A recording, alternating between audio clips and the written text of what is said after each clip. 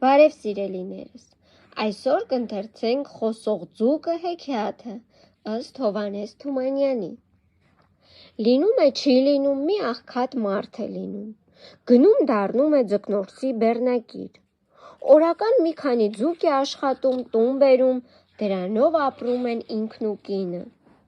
Մի անգամ ձկնորսը մի գեղեցիկ ձուկ է բռնում, թողնում է բեռնակրի մոտ, ինքը նորից ջուր է մտնում։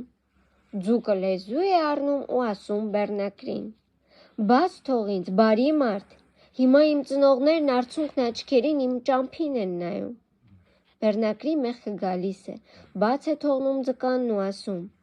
«Գնա, թող քո ծնողը լաց չլինի»։ Ձկնորսն իմանում է, որ բեռնակիրն իր բռնած ձուկը նորից ծովն է գցել, բարկանում է ու վռնդում բեռնակրին. «Գնա, այլևս աչքիս չերևաս»։ Աղքատ բեռնակիրը դառն ու դատարկ բռնում է տան ճանապարհն ու մտածում. «Հիմա ուր գնամ, ինչ անեմ»։ Այս տխուր մտքերի մեջ ճամփին հանդիպում է մի մարդակերպ հրեշի, որը մի կով առաջ նայած գնում էր իրեն համար։ Հրեշը հարցուփորձ է անում բեռնակրին, թե ինչու է տխուր։ Բեռնակիրն էլ պատմում է։ Հրեշն ասում է. «Այս կովը տար տուն, 3 տարի հետո կգամ ու մի հարց կտամ ձեզ, թե հարցիս պատասխանեցիք, կովը ձեզ կլինի, թե չէ երկուստ էլ իմն եք, տանելու եմ»։ Աղքատը մտածում, համաձայնում է.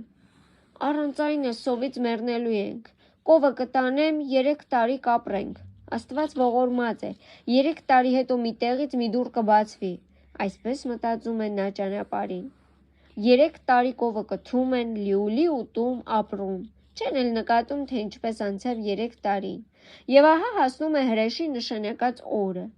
Այդ երեկո հրեշը պիտի գար։ Մարդ ու կին տխուր տրտում նստած են իրենց տանը, երբ դուռը հանկարծ բացվում է ու մի անծանոթ գեղեցիկ երիտասարդ է ներս մտնում։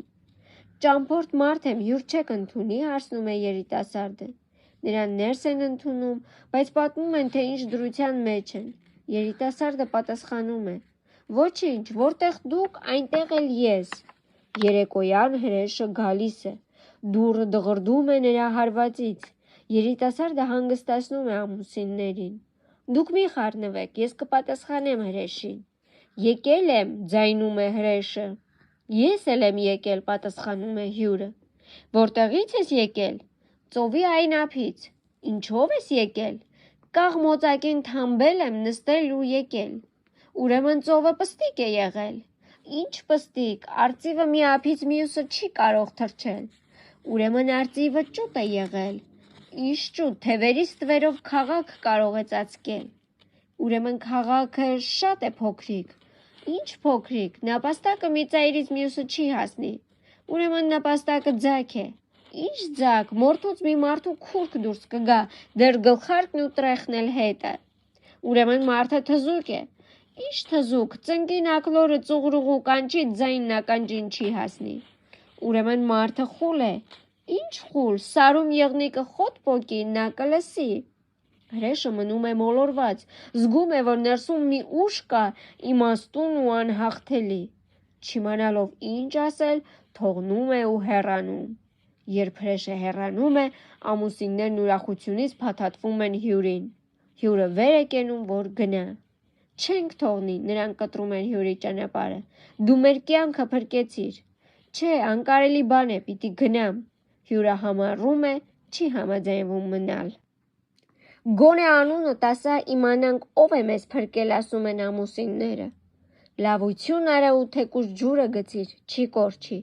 Ես այն խոսող ձուկն եմ, որի կյանքը դու խնայեցիր», ասում է անծանոթն ու անհետանում զարմացած ամուսինների աչքից։